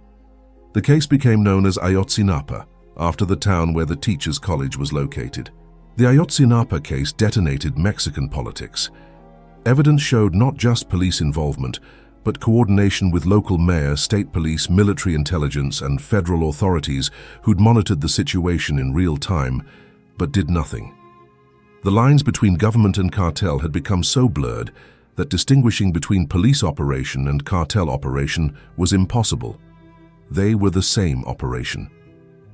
Protests erupted across Mexico. International condemnation followed. The Mexican government's legitimacy, already questioned, suffered catastrophic damage. The incident proved what many suspected, but officials denied. The state hadn't lost to cartels. The state had merged with cartels. But even as Ayotzinapa revealed the depth of state capture, another story was emerging, one that showed how Mexican cartel power hadn't just grown domestically, but had become critically important to American interests in ways that made genuinely confronting them nearly impossible. Chapter 6. American Betrayal, 2006-2015. Fast and furious. When the United States accidentally armed the cartels, the United States government spent billions fighting Mexican cartels, funding Mexican security forces, training police units, sharing intelligence, conducting joint operations. And simultaneously, the United States government helped arm those same cartels through a series of catastrophically misguided operations that revealed something disturbing. American institutions didn't actually understand the organizations they were fighting or the depth of corruption they faced. This is the story of Fast and Furious, and how American incompetence accelerated cartel dominance. In 2006, the Bureau of Alcohol, Tobacco, Firearms and Explosives, the ATF, noticed something alarming in southwestern border states. Massive increases in firearms purchases at gun stores, with suspicious patterns suggesting straw buyers acquiring weapons for Mexican trafficking. The numbers were staggering. Firearms dealers in Arizona, Texas, New Mexico, and California reported customers purchasing dozens of assault rifles, high-capacity pistols, and armor-piercing ammunition in quantities that made no sense for legitimate use. The ATF's Phoenix field office developed a response strategy that seemed logical in theory. Instead of immediately arresting straw purchasers, they'd conduct surveillance, follow the weapons, track the entire trafficking network, and ultimately arrest major cartel figures coordinating the smuggling. The operation was called Fast and Furious. It became one of the most damaging law enforcement failures in modern American history. Here's what was supposed to happen. ATF would identify straw buyers, then allow them to purchase firearms while conducting surveillance. The weapons would be tracked through GPS devices and informant networks as they moved from gun stores to transfer points to smuggling routes to Mexico. Once weapons reached high-level cartel operatives, ATF would coordinate with Mexican authorities to conduct arrests that dismantled entire trafficking cells. Here's what actually happened. ATF identified straw buyers, allowed them to purchase over 2,000 firearms between 2009 and 2011, lost track of the weapons almost immediately because tracking technology didn't work as expected, and Mexican authorities couldn't or wouldn't provide surveillance assistance. And the weapons disappeared into cartel arsenals, where they were used to commit crimes including murders of Mexican civilians and American law enforcement. The operation was discovered when Border Patrol agent Brian Terry was murdered in Arizona in December 2010, and weapons found at the scene were traced to Fast and Furious. Congressional investigations followed, revealing the operation's scope and catastrophic execution. But Fast and Furious wasn't an isolated failure. It was part of a pattern showing how thoroughly American agencies misunderstood cartel operations and Mexican corruption. The fundamental assumption behind Fast and Furious was that Mexican authorities could be trusted partners, that intelligence shared with them would support operations rather than compromise them. That assumption was completely wrong. Multiple investigations later revealed that information about Fast and Furious operations leaked to cartels, almost certainly from corrupted Mexican officials. Cartels knew they were being watched, adjusted their tactics accordingly, and essentially used the operation to acquire weapons with reduced interdiction risk. If the Americans were letting guns walk intentionally, that made trafficking easier, not harder. Think about the implications. The ATF operation assumed they could track weapons through Mexico, a country where cartels had comprehensive political protection, corrupted security forces, and intelligence networks that often exceeded government capabilities. It was operational fantasy based on fundamental misunderstanding of who controlled territory and information in Mexico. But American involvement with cartel armament went far beyond Fast and Furious. The deeper story involves American gun laws, cross-border trafficking, and the reality that the United States is the primary source of cartel weapons. A 2016 study analyzing firearms recovered from Mexican crime scenes and traced by ATF found that 70% originated in the United States. We're talking about tens of thousands of weapons annually moving south across the border to arm cartels. These weren't just handguns. They were military-style rifles, high-capacity weapons, and specialized equipment including 50-caliber sniper rifles capable of penetrating armored vehicles and shooting down helicopters. Why did cartels shop in America? Because American gun laws in southern border states made acquisition easy. In Texas, Arizona, and New Mexico, private sales don't require background checks, gun show purchases face minimal scrutiny, and straw buying, despite being technically illegal, is rarely prosecuted unless connected to other crimes. A cartel representative with clean record could walk into gun stores, purchase multiple weapons, and face no real legal barriers. And if individual purchases attracted attention, cartels simply recruited more straw buyers, offering people with clean records several hundred or $1,000 to make purchases on cartel behalf. For someone struggling financially, buying 10 rifles for $5,000 represents significant income. If questioned, they'd claim personal interest in firearms. The volume of trafficking was industrial scale. ATF surveillance in 2010 documented one trafficking network that purchased over 1,000 weapons in Arizona over 18 months, moving them to Sinaloa Cartel operatives in Phoenix, who then smuggled them to Mexico. That's one network. Dozens operated simultaneously across the border region. Mexican authorities repeatedly demanded that the United States address the trafficking, arguing that American guns were fueling violence that killed thousands of Mexicans. American officials expressed concern, but took little effective action. The gun lobby was politically powerful. Gun laws weren't changing and enforcement resources were limited. So cartels continued acquiring American weapons that gave them firepower advantage over Mexican police and military. By 2012, cartel arsenals in some cases exceeded what municipal and state police possessed. When confrontations occurred, cartels often had superior weapons, better ammunition, and more of both. But weapons weren't the only American contribution to cartel power. Money laundering through American financial systems provided essential support for cartel operations and revealed something troubling. Major American banks knowingly facilitated criminal finance. In 2012, HSBC Bank reached a deferred prosecution agreement with U.S. authorities after investigations proved the bank knowingly laundered at least $881 million for Mexican and Colombian cartels between 2006 and 2010. The evidence was overwhelming. HSBC's Mexican subsidiary moved billions in suspicious transactions, while the bank's compliance division ignored red flags, facilitated cash deposits from currency exchange houses known to serve cartels, and provided financial services to businesses obviously engaged in trade-based laundering. Internal bank documents showed compliance officers flagging suspicious Mexican operations, warning of cartel money laundering risks, and being ignored by executives who preferred the revenue.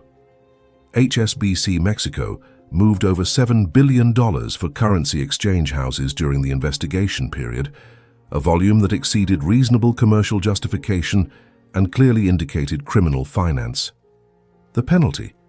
HSBC paid $1.9 billion in fines, large in absolute terms, but representing only about 5 weeks of bank profits.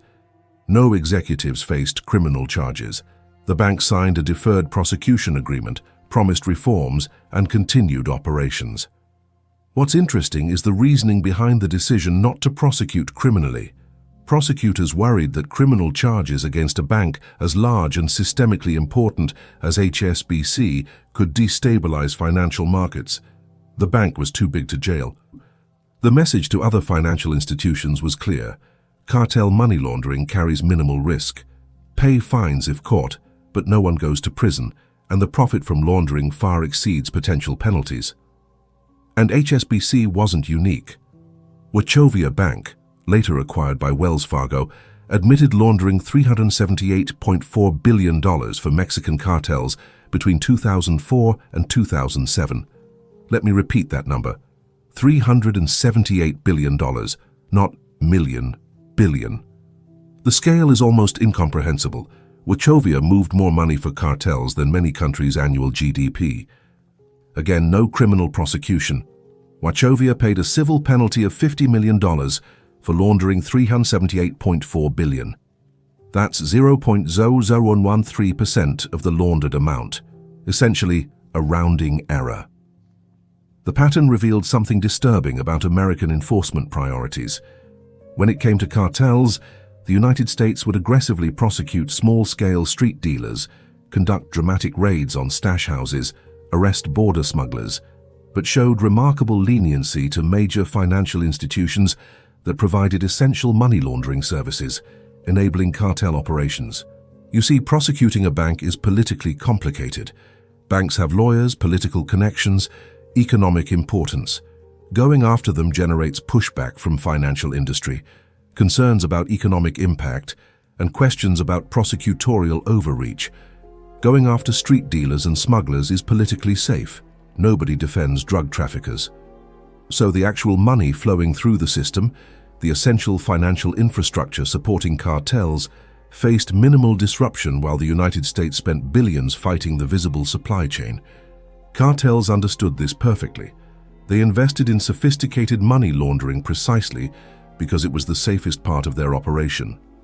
Yes, occasional compliance failures led to investigations and fines, but the cost-benefit analysis overwhelmingly favored using American financial systems.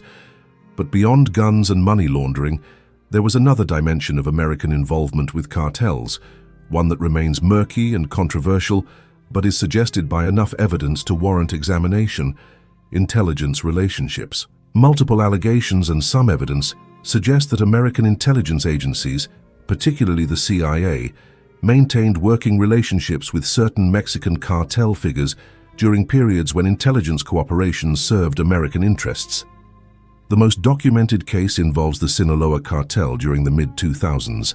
According to court testimony and documents from various cases, the United States provided intelligence assistance to Sinaloa leadership against Los Zetas and other rivals, essentially choosing which cartels to support based on perceived American interests. Why would the United States assist a cartel? The reasoning, if true, would be strategic. Los Zetas, formed by former military special forces, were extremely violent, expanding aggressively, and seen as greater threat to Mexican stability than Sinaloa. Sinaloa, by contrast, had established political relationships, maintained relatively lower violence in controlled territories, and operated with business-like discipline. From a Machiavellian perspective, supporting Sinaloa against Zetas made cold strategic sense. Better to have a dominant cartel that maintains order than chaos from multiple organizations fighting. The evidence is fragmentary and disputed. Vicente Zambada Niebla, son of Sinaloa Cartel leader El Mayo Zambada, claimed in court filings after his arrest that his organization had received American intelligence assistance, including warnings about rivals and tacit protection in exchange for information about other cartels. American prosecutors denied the claims. What's certain is that American enforcement against Sinaloa was notably less aggressive during some periods compared to enforcement against other cartels. Whether that reflected deliberate policy or just resource allocation and opportunity is unclear. But the allegations highlight something important. American strategy toward Mexican cartels was never simply arrest everyone involved. It involved complex calculations about Mexican stability, intelligence value, relative threat levels, and practical enforcement limitations. And those calculations often meant accepting continued operation of cartels that maintained order over chaos from fragmented organizations, which ironically reinforced precisely the dominant cartels that had achieved the most complete political capture in Mexico. By 2015, American policy faced a paradox. The United States officially fought Mexican cartels while American guns armed them. American banks laundered their money. American intelligence potentially worked with some against others, and American drug demand sustained the entire enterprise.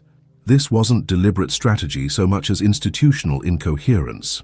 Different agencies, with different priorities, pursuing conflicting objectives without coordination.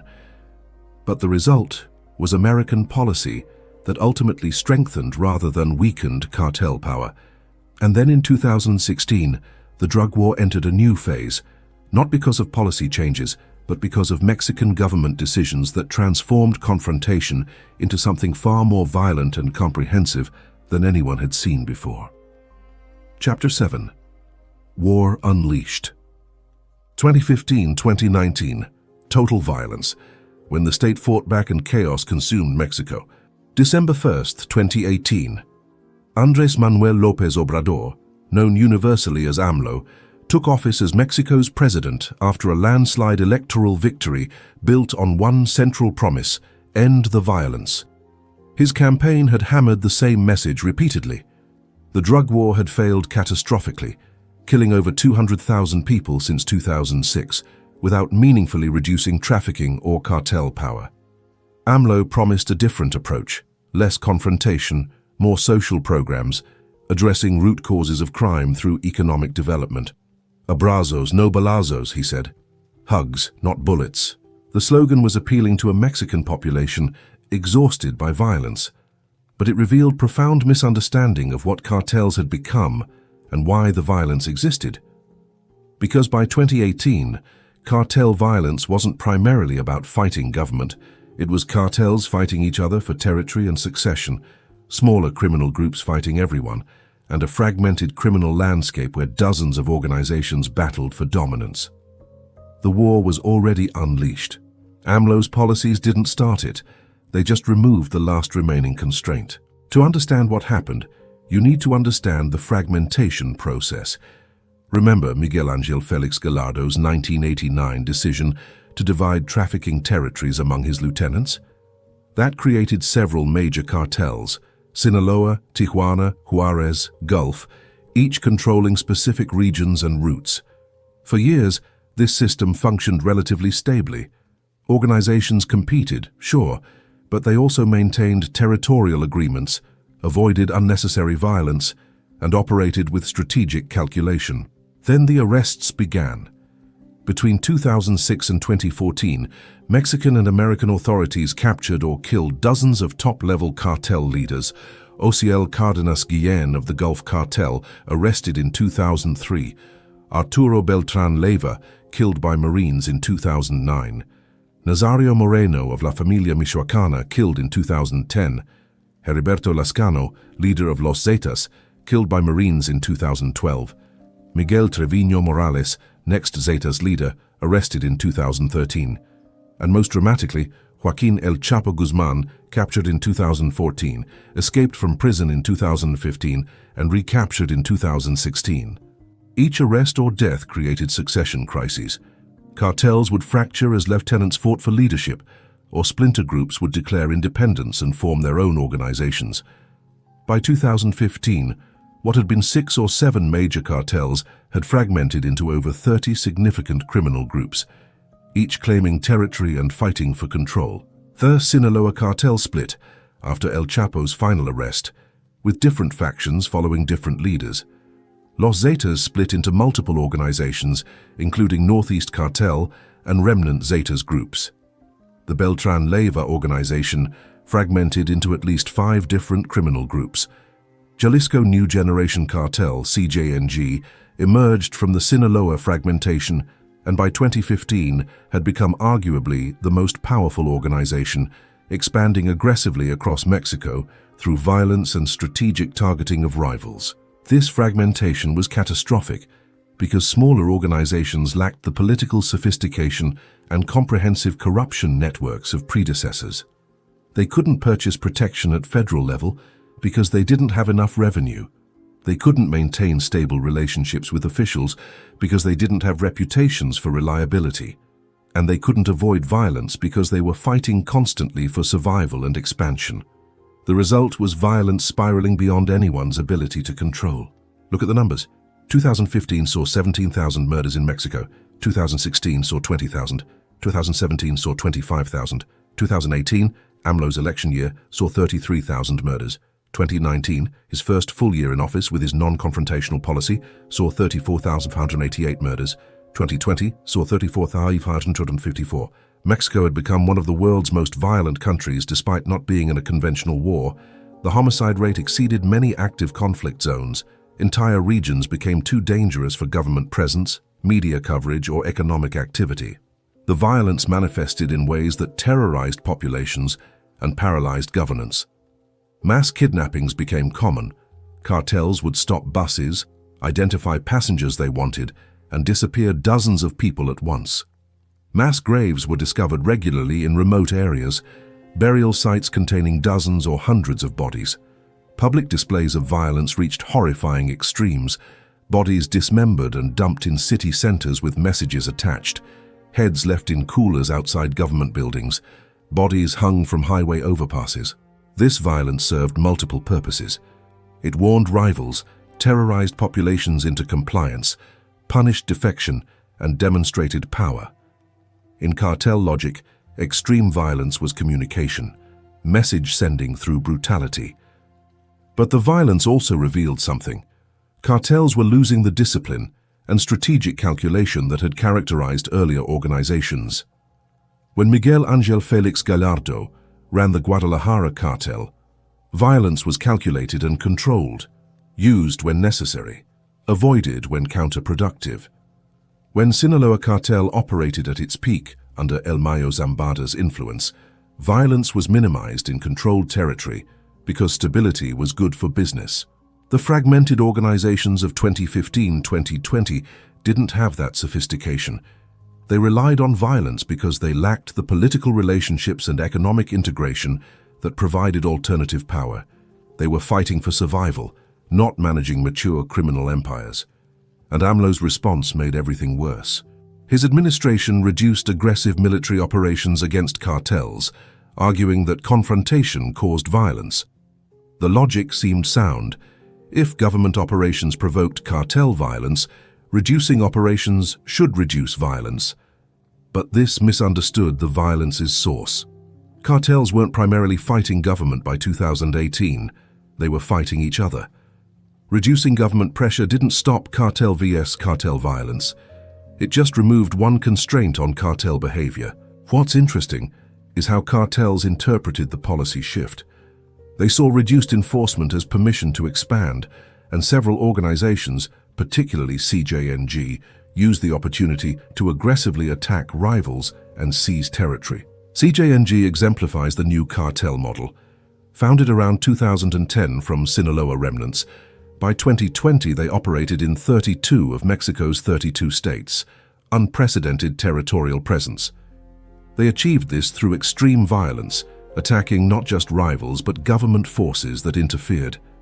In 2015, they shot down a military helicopter with a rocket-propelled grenade.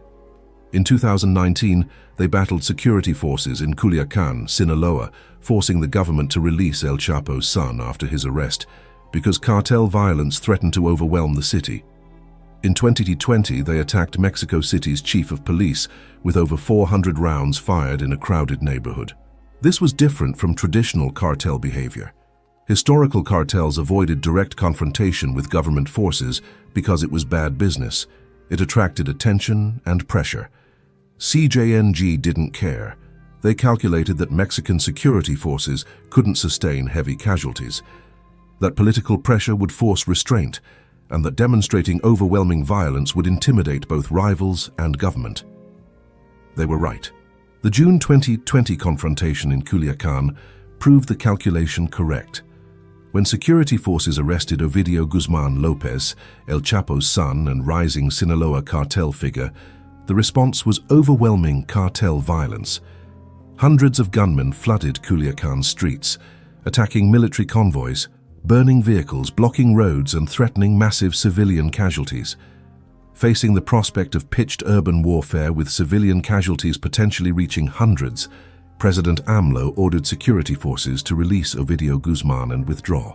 The Mexican government had surrendered to a cartel in public, televised confrontation. The precedent was devastating. It demonstrated that cartels could defeat the Mexican state through violence if they were willing to escalate sufficiently. It showed other criminal organizations that extreme violence works, and it proved that Mexican security forces, despite superior numbers and weaponry, lacked political will to sustain operations against determined cartel resistance. Think about what that means. A criminal organization successfully used military force to compel the Mexican government to reverse a legal arrest and retreat. That's not cartel power. That's insurgent power. That's the operational capacity of an organization exercising sovereignty. But the Culiacan humiliation was just the most visible example of a broader pattern. By 2020, large portions of Mexico were effectively ungovernable by federal authorities. The government could deploy forces to those regions, but they couldn't control them. Cartels determined who moved through territory, who conducted business, who held office, and what laws applied. And the economic dimension made everything worse. The COVID-19 pandemic devastated Mexico's legitimate economy. Tourism collapsed, manufacturing declined, remittances from the United States temporarily fell. But the narco economy continued functioning. Drug demand in the United States didn't decrease. Trafficking operations adjusted to pandemic conditions and continued. For many Mexicans, especially in impoverished regions, cartel employment became even more essential because legitimate alternatives disappeared. This created a perverse dynamic, where communities became more dependent on cartels precisely when violence was highest. You might hate the violence, fear the cartels, and want them gone, but they're also the only significant employer in your region, the only source of credit, the only reliable provider of security against rival organizations. Eliminating cartels would mean economic collapse for entire communities. Mexican officials understood this, which created impossible policy choices. Genuinely confronting cartels required disrupting regional economies that millions depended on. But tolerating cartels meant accepting violence and criminal governance. There was no good option, only terrible choices with different costs. By 2020, Mexico had experienced over 250,000 murders since 2006. Another 100,000 people had disappeared, vanished without trace, their families left without bodies, answers, or justice. Over 100 journalists had been killed, making Mexico the deadliest country for press outside declared war zones. Entire professions had become death sentences. Being a journalist, politician, police officer, or prosecutor in contested territories meant accepting significant mortality risk. And the violence had become normalized. Murders that would have dominated news cycles in 2000 barely rated mention in 2020 because they happened constantly.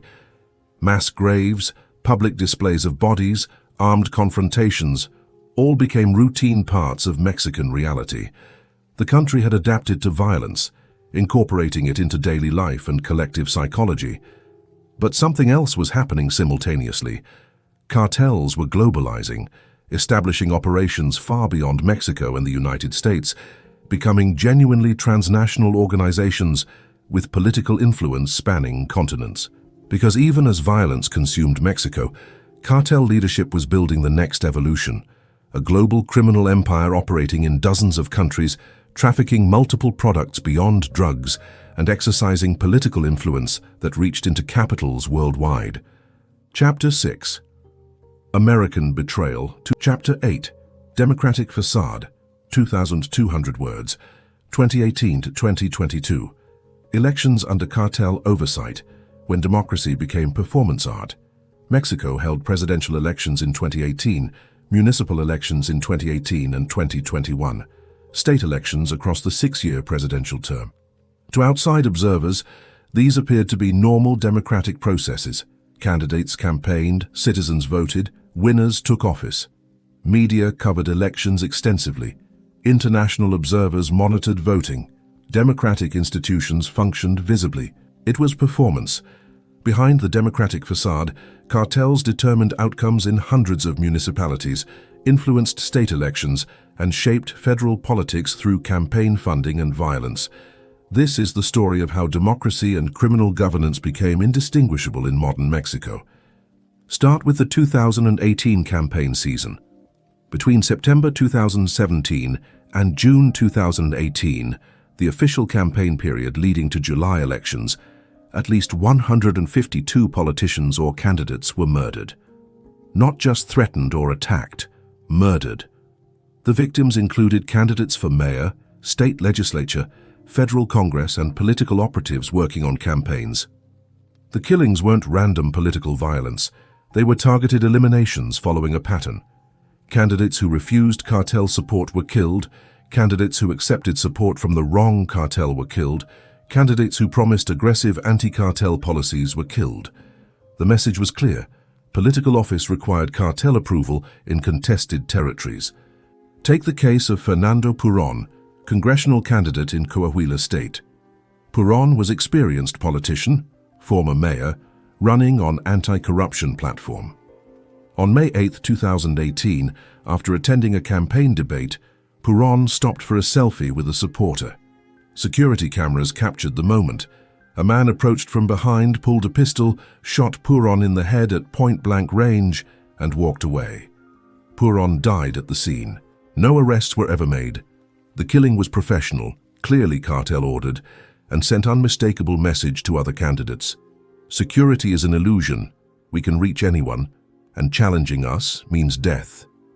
Or consider Marisol Martinez Rodriguez, mayoral candidate in small Guerrero municipality. Martinez had won the primary election for her party's nomination, was preparing for the general election, when on August 23, 2021, she was shot to death outside her home. Authorities arrested suspects who admitted to working for a local cartel that wanted a different candidate to win. Here's what's interesting. The election proceeded anyway. A new candidate was selected. The campaign continued, and someone won the mayoralty. Democracy functioned formally. Ballots were cast, votes were counted, a winner was inaugurated. But the process had been curated through murder to ensure cartel-acceptable outcomes. Multiply that by hundreds of municipalities across Mexico, and you begin understanding the scope. Not every campaign involved violence, but in contested territories, regions where multiple cartels competed or where one cartel dominated and wanted to maintain control. Political office required navigating cartel interests. Some candidates actively sought cartel support, recognizing reality. You couldn't win in certain regions without cartel approval, and you definitely couldn't govern without cartel tolerance. So pragmatic politicians made deals, accepting campaign funding, promising cooperation, and agreeing to govern within cartel-established limits. Other candidates were recruited by cartels, approached with offers to run for office with full organizational support. The cartel would fund the campaign, mobilize voters in controlled territory, intimidate opposition, and guarantee victory. In exchange, the elected official would serve cartel interests while nominally serving constituents. This created bizarre situations where municipal governments were effectively cartel subsidiaries operating under democratic branding. The mayor was cartel-selected, the police chief was cartel-approved, municipal employees included cartel operatives in official positions, and governance decisions served cartel interests. But on paper, everything looked democratic: legally elected officials, proper procedures, constitutional legitimacy. The sophistication extended to campaigning. In some regions, cartels didn't just support candidates, they ran professional campaign operations. They employed political consultants, conducted polling, developed messaging, organized rallies, and implemented get-out-the-vote operations. They applied legitimate campaign techniques to elect their preferred candidates. And they used social media brilliantly. Cartels had long understood public relations, distributing aid during disasters, funding community projects, creating social media accounts that portrayed them as benefactors rather than criminals. During elections, these efforts intensified. Cartel-connected accounts promoted preferred candidates, attacked opponents, spread misinformation about rivals, and shaped political narratives. A 2020 study analyzing social media during Mexican elections found coordinated inauthentic behavior, promoting specific candidates in multiple races, with patterns suggesting cartel involvement. Accounts created shortly before elections, suspicious coordination of messaging, promotion of candidates known to have cartel connections. Facebook and Twitter periodically removed these networks after identification, but new accounts appeared constantly. The cartels understood modern political communication and used it effectively. But violence and social media only captured part of the story. The deeper control came through money. Campaign finance in Mexico is theoretically regulated. Candidates must report donations, foreign contributions are prohibited, spending limits apply. In practice, enforcement was minimal and evasion was easy. Cartels moved money to campaigns through elaborate schemes involving multiple intermediaries, front companies, and cash donations that never appeared in official filings. A typical scheme worked like this. Cartel would provide cash to a legitimate businessman who owed them favors. That businessman would make legal donation to a candidate's campaign, declaring it as personal contribution. The candidate received funding, the donor maintained clean appearance, and the cartel established relationship. When the candidate won, the cartel would approach through the businessman, reminding them of the funding source and making clear what was expected in return. All money would flow through supposedly legitimate businesses, construction companies, agricultural operations, restaurants owned by cartel-connected individuals or fronts. These businesses would make legal contributions, attend fundraising events, sponsor campaign activities. The candidate might not even know the ultimate source of funding. Officially, they'd received support from legitimate business community. The scale of this funding is difficult to estimate precisely because of deliberate obscurity, but investigations suggest cartels contributed hundreds of millions of dollars to campaigns across all political parties between 2010 and 2020, not favoring one party, buying influence in all parties, ensuring that regardless of electoral outcomes, they'd have relationships and leverage. And it worked. By 2020, multiple investigations had documented cartel political connections across the political spectrum. The PRI, historically the party of institutional power, had extensive cartel connections in multiple states. The PAN, the conservative opposition, had members exposed for cartel relationships. The PRD, the leftist alternative, faced similar allegations. And Morena, AMLO's relatively new party that won the 2018 presidency, quickly developed cartel funding questions despite promises of clean governance. This wasn't because politicians were uniquely corrupt, though corruption certainly existed. It was because the system made cartel influence almost inevitable. Running campaigns required money. In poor regions, cartel money was often the only significant funding available. Refusing it meant losing to candidates who accepted it, so politicians rationalized, better to accept funding and try to govern responsibly than refuse funding, lose, and have zero influence. The rationalization was seductive and completely wrong. Accepting cartel money meant accepting cartel expectations. Politicians who took funding and then tried to govern independently found themselves receiving warnings, then threats, then violence. The rare politician who stood firm typically ended up murdered or fleeing into exile. By 2022, the pattern was well established. In contested territories, political office required some form of cartel accommodation, explicit cooperation, passive tolerance, or at minimum, careful avoidance of cartel interests. Independent governance existed only in regions where cartels were weak or uninterested. And this reality extended beyond municipal and state levels. Federal politics weren't immune. Multiple investigations and prosecutions have documented cartel influence at federal level. In 2019, former Mexican Secretary of Public Security Genaro Garcia Luna, who served in that position from 2006 to 2012, overseeing Mexico's federal police and internal security, was arrested in the United States and charged with accepting millions in bribes from the Sinaloa Cartel. Garcia Luna's trial in 2023 produced testimony from former cartel members describing regular payments totaling millions of dollars in exchange for intelligence about federal operations, protection from arrest, and favorable treatment. Garcia Luna wasn't a low-level official. He was the cabinet-level official responsible for fighting cartels. If the Secretary of Public Security was cartel-corrupted, what about other officials? What about legislators, governors, military leaders, judges?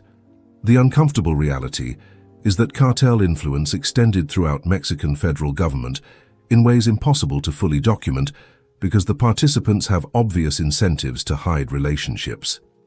But the evidence that exists suggests systematic corruption at high levels. Officials with unexplained wealth, suspicious decisions that favored cartel interests, operations that were mysteriously compromised, prosecutions that stalled without explanation. Mexican democracy wasn't functioning as democracy. It was theater concealing a hybrid system where elected officials and criminal organizations shared power, with the balance varying by region and level of government. But even as cartels consolidated political power in Mexico, they were encountering new challenges: international pressure, extradition demands, and American willingness to prosecute Mexican officials for corruption. The Garcia Luna case exemplified this. He was arrested in the United States, prosecuted in American courts, and faced American prison. His Mexican position and connections provided no protection once he entered American jurisdiction. This created new risk calculus for Mexican officials. Domestic corruption might be tolerated, but American exposure meant serious consequences. And the United States was increasing pressure. The Trump administration considered designating Mexican cartels as foreign terrorist organizations, a move that would trigger sanctions, asset freezes, and enormous political pressure on Mexico. While the designation didn't happen during Trump's term, the threat remained. The Biden administration continued pressure, demanding greater Mexican cooperation on border security and fentanyl trafficking. Fentanyl had become the new crisis. Mexican cartels had diversified beyond cocaine, marijuana, and heroin into synthetic opioid production. Fentanyl, manufactured from precursor chemicals imported from China and processed in Mexican labs, was incredibly profitable. Cheap to produce, extremely potent, highly addictive. Cartels could manufacture fentanyl domestically, controlling the entire production chain rather than depending on source countries like they did with cocaine. American fentanyl overdose deaths exploded, from around 10,000 in 2015 to over 70,000 in 2021. This created political crisis in the United States, with intense pressure on Mexico to dismantle fentanyl production and trafficking networks. But cartels had learned from decades of drug war experience: adapt, diversify, and maintain political protection. By 2022, Mexican cartels operated as mature political criminal hybrids, exercising governance, influencing elections, maintaining international operations, and managing diversified revenue streams that made them resilient to enforcement pressure. They weren't just drug trafficking organizations anymore. They were quasi-governments, multinational enterprises, and political actors simultaneously.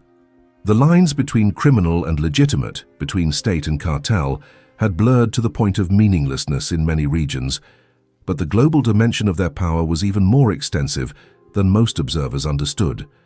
Mexican cartels weren't just Mexican anymore, They were global criminal enterprises operating on multiple continents, trafficking various products and building political relationships far beyond Mexico. Chapter 9. Modern Empire 2020-2024. Global Operations. The sun never sets on cartel business. If you track a kilogram of cocaine from production to final sale in 2024, you'll traverse a supply chain spanning 7 countries, 3 continents, and involving thousands of people, from farmers to chemists to pilots to smugglers to distributors to launderers.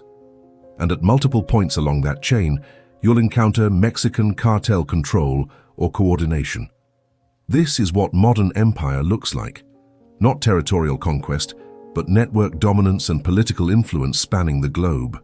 Start in the Andean region, Peru, Bolivia, Colombia, where coca is cultivated. Mexican cartels don't grow the coca themselves, but they've established relationships with production regions that give them control over supply. In some cases, cartels provide financing to farmers, essentially contracting future production. In others, they've partnered with or absorbed Colombian trafficking organizations that traditionally controlled production. The Sinaloa Cartel and CJNG both maintain permanent operations in Colombia, with representatives living there, managing relationships, and coordinating shipments. This is strategic evolution. Historically, Colombian cartels controlled production and Mexican cartels provided transportation.